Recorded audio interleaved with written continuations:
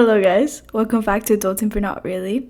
It's been a while. I haven't done really an episode in a little bit. I've been really busy and I've been all over the place. And I realized that whenever I get to Miami, anyways, every single time I come to Miami for some reason, I realize that I get in a slump.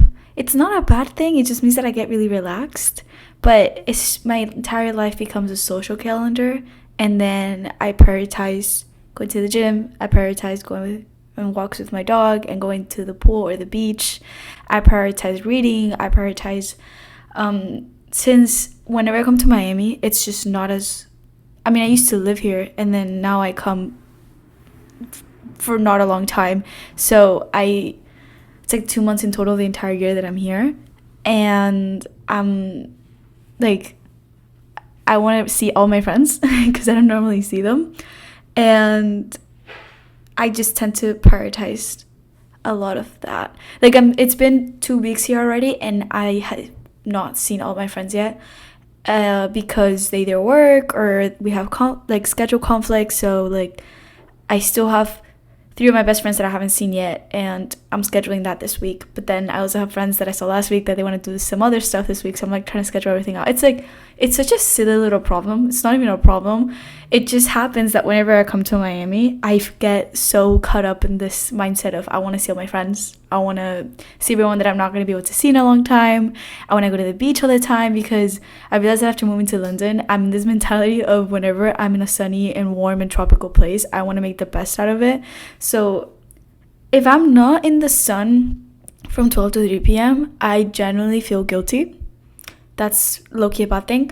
Because then like somebody will call me, or I'll have to go to do something with my family or my friends, or do something during those timelines, and I would feel so guilty that I'm not at the beach or at the pool, because I'm like, I should be taking advantage of this because I don't have this year round anymore, which I used to. I'm such a summer person. I'm such a beach person. I feel so connected to, like, it's just gonna sound so stupid, but I feel so connected to the ocean. Something about just staring at the ocean, I just love it. I love the sound of it. I love staring at it. I love thinking about life at the beach. I love reading at the beach. I love hanging out at the beach. I love having a beer at the beach. I love playing cards at the beach.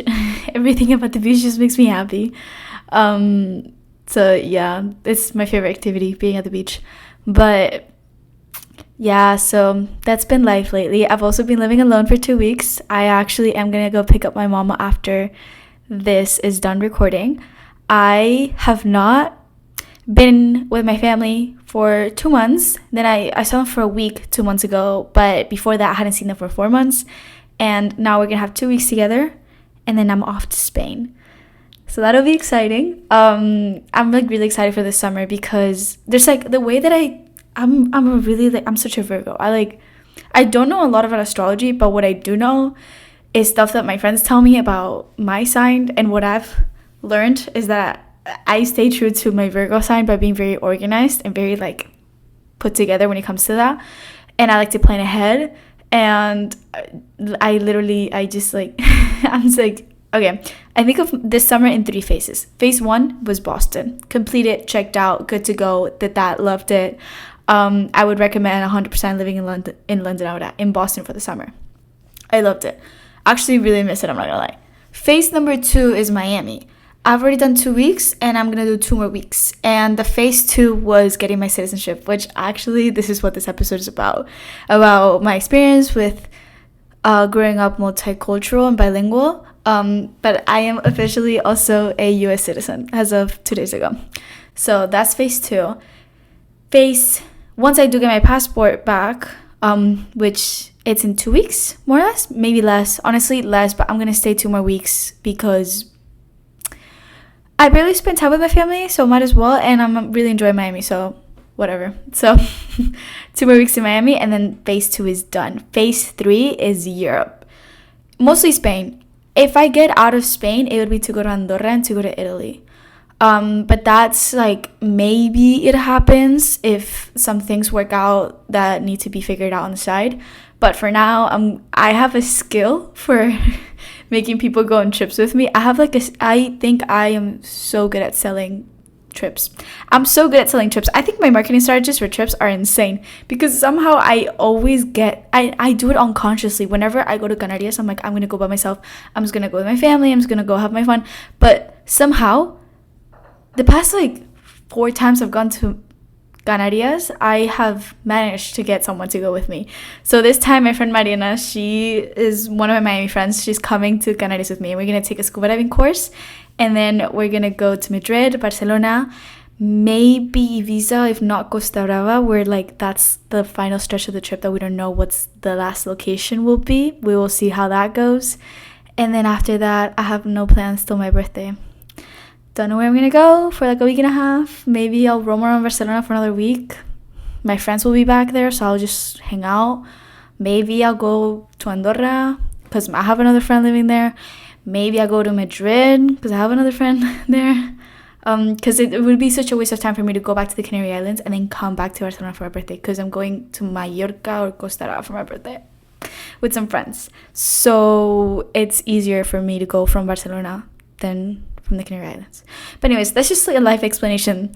I've already done 6 minutes of this podcast and I haven't even gotten into the topic. But yeah, so today's episode resembles about nationality, my experience growing up in Miami kind of, and my experience growing up multicultural. And some things like I don't really regret anything that I've done in my life. I don't think it's good to regret things, because I truly do believe everything happens for a reason, and that everything led up to what it needed to lead up to. And I don't blame anyone for my childhood. I mean, wait, this is gonna sound bad. I had an amazing childhood. I love my childhood. It was amazing, everything that I needed and more. But there is certain aspects of my childhood that I wish had been a little bit different in terms of I feel like I wasn't really grown up once I moved to Miami, representative of where I'm from, and I see that in my sibling. And I think that's something that I woke up because of the people around me, and I was like, this is why I need to go to Europe for college, because I need to regain that. I've talked about this in other episodes, but basically, I moved to Miami when literally on my 10th birthday. The day I turned 10 years old, I moved to Miami.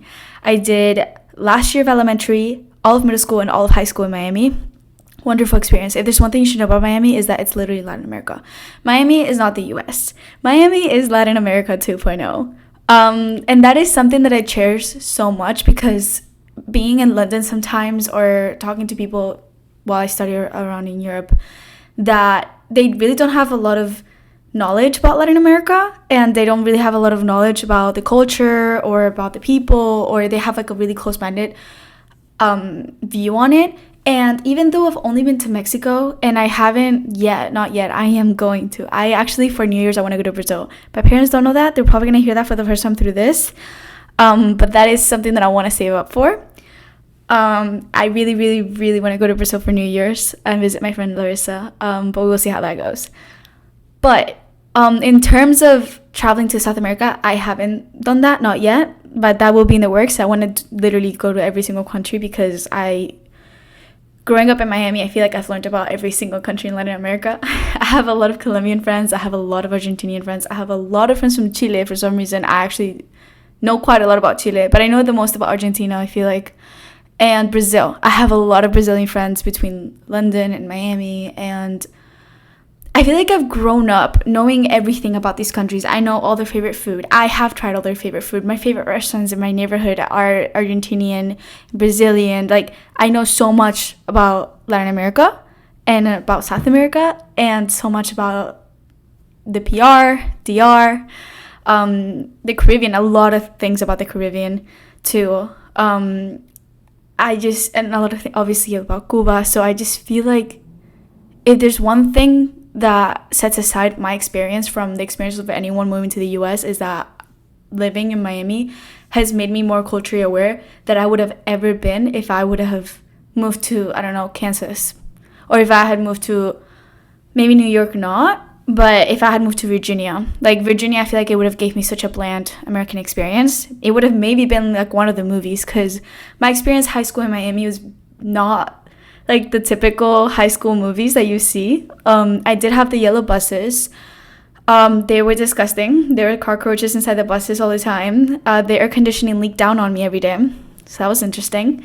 And they would never get there in time. I always got home like an hour later. I always try to avoid the bus at all costs. If I knew a friend and their mom was going to pick them up, I would really like beg them to take me.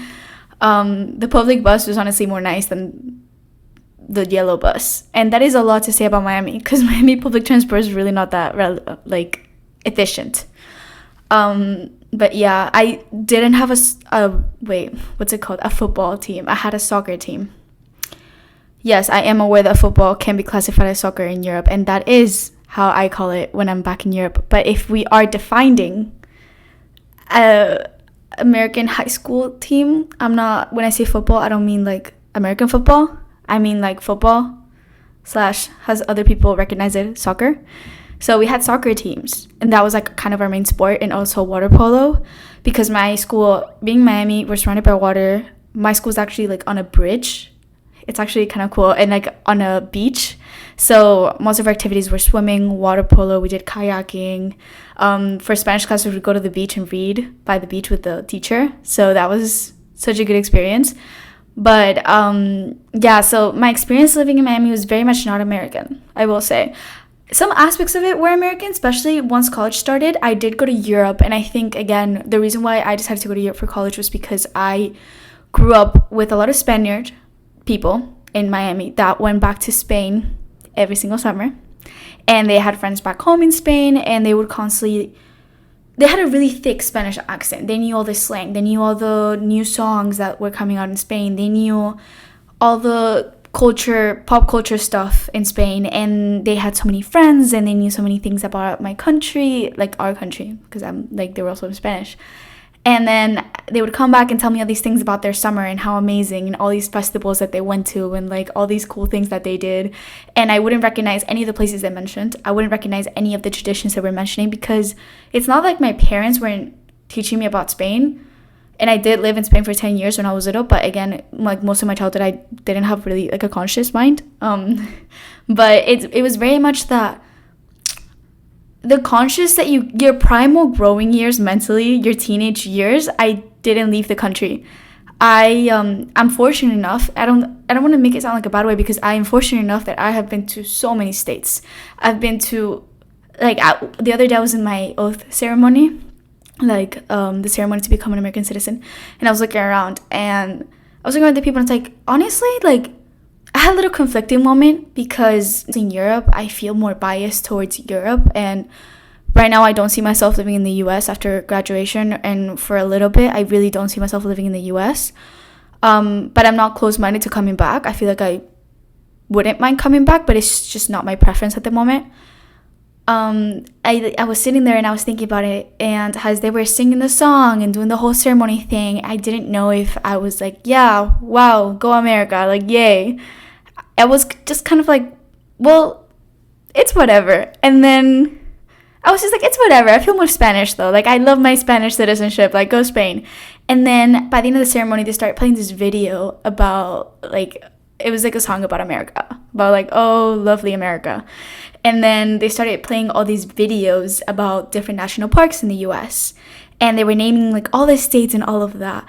And I think there was only one park that I hadn't gone to. And as they were passing through all the pictures of all these national parks and all these really pretty places in the US, I was kind of staring at it, and like a memory from the time that I was there will pop up, and a memory about my road trip there, and I don't know, staying at like a really crappy motel in the middle of Michigan. And then I would reflect back and be like, wow, wait, it is kind of cool, the fact that I've seen so much of the US, the fact that for a really long period of my life I felt more American than Spanish. It is really, like, honestly, if you would talk to early high school Lucia, late middle school, like that time period, I was more American than Spanish, 100%. I could inform sentences in Spanish. My Spanish has gotten so much better the past 2 years, but I fully was American. I was more into American culture. I was dressing more like an American. I was wearing like all these over, like, size baggy shirts with like really small shorts, and like I would wear my like a little bun and like have my keys on my lanyard. Like, I was so American. And even to this day, like, I have a Stanley. Like, I do have like little hints and like things that are very American. But now I do feel a little bit more Spanish, but that's because I spend so much time in Spain. But yeah, I was just reflecting in this video and I was like, it's kind of beautiful that I have this part of me and I shouldn't be pushing it away, and I shouldn't be thinking about it in a kind of negative aspect of it, because at the end of the day, it is a beautiful thing. And sometimes I do feel guilty that I'm so biased towards Spain right now, or that at some point I was more biased towards the US, and I find it so hard to juggle them both and be like, how do I appreciate both for its beauty? Because there's a lot, especially right now, there's a lot about the US that I don't agree with, especially with the whole presidential debates right now.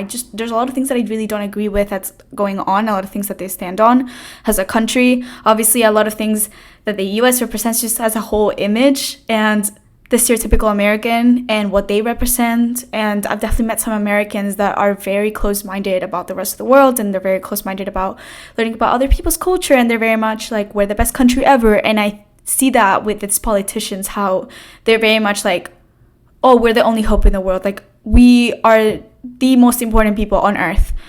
And I don't like that aspect, but then again, I can't deny the fact that there's definitely some people in Spain that I've met that have that same mindset within Spain of like, we are the center of the world.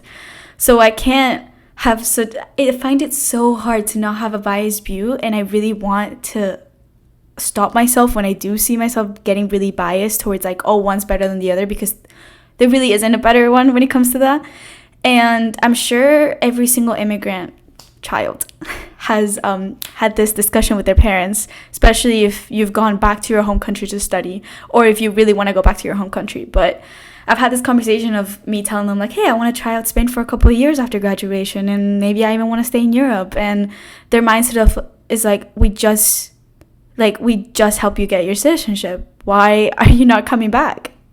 Like, hello, what about the economic benefits of it? What about the opportunities that you're going to be missing out that are here? America for jobs is probably better than Spain. Look, are they right? Yeah. Low-key, they are. Even my Spanish friends sometimes, like, when they're looking for jobs and they're trying to go to the US, and they tell me like, oh, you're so lucky, you have the citizenship, oh, you have the green card, like all of this. And I do get it. I do get that it's such a big privilege that I have that. And I'm so, so happy and so, so thankful that as of 2 days ago, I have my citizenship and I can choose to work in both places. But at the same time, something that I realized while talking to my friends about it is that everybody has their own little dream. Everybody has their own life path. And I feel like for me right now, what's calling me and what's making me more happy is being in Europe. Whether that's Spain, whether that's London, whether that's... I don't see myself working in the Canary Islands because I really don't see any career benefit off of that. But I see myself having a little summer house that I go to every single summer in Canarias. And I see myself retiring there in the future. Obviously, that's a long time to come. But right now, that's what's calling me. And I'm not opposed of going back. But I can see how it's a little bit disappointing that I'm starting my career off in Spain and not in the US. Or for example, for summer internships, I was looking and applying more for London and Spain. And then my dad was like, but you can work in Miami. They're going to pay you more. And then aspects of that, I was just like, I could. Yeah. And maybe I am being a little bit stupid by not doing it. But I looked and there was nothing that I really liked that I found. Something about Miami is becoming very a financial district of like the South, and I'm just not a finance person. I think I'm stuck in computer science for a while, and hopefully I work myself out into like another field and find something that fits me more, because I don't feel like that fits me 100%. But we'll see how it goes. But definitely the guilt tripping part of it is very real, and it's very there, and it sucks because I know that there's a lot of people that probably go through that, and I know so many people that they feel more happy and more connected to their culture back home, but they feel this pressure of going and staying in the country their parents immigrated to, because it's like, oh, we gave you this opportunity, why are you not taking this opportunity? And it kind of sucks, but at the same time, it's everybody's everybody has different dreams, everybody has different life paths, and I think something, and again, I don't want to get biased again, but something that I've seen and reflected off of the US, it's very much like live to work, and then Spain, it's work to live. And you just have to look at your pros and cons. Like, do you want to work your ass off all year in the US so then you can go vacation back home in Spain for 2 months and then go back to spending like 10 months in the US where you're not as happy as if you were in Spain, but you just want to make more money? I don't know, sometimes it works out that way for most people and they don't enjoy it, and then they spend the rest of their lives being like, what was I even doing? I like wasn't even in the place that made me happy the entire year because I wanted to make so much money. And there's this entire mindset of the American dream. You could arguably say that the American dream is dead. You can arguably say that because look at how much it costs for a middle-class family to live in the US right now. Right now, I think the idea of the American dream is there, but I don't think the functionality of it is. I think it's kind of going away, and that is very scary. That is very scary. But yeah, there's that. But you can argue all sides of that, to be honest. But yeah, so when it comes to that, right now, thoughts about dual citizenship. I'm happy I got it. Happy I have options. Will be coming back to the US maybe at some point in my life. I wouldn't be against it. I did say that I wanted to move to California at some point in my life. We'll see if that happens. Maybe a couple months. I don't know. I feel like I really want to try out San Diego at some point. But yeah, so that's this week's episode. It was a little bit shorter. Lola is scratching the door. I can hear her. But yeah, this is this week's episode. Hope you enjoyed. It's a little bit shorter. I decided that I want to make them more like short and sweet. I don't know if that's better. I feel like it's better for listening and just on the go. I feel like 40 minutes was too much. But yeah, I'll see you guys next week. Peace out.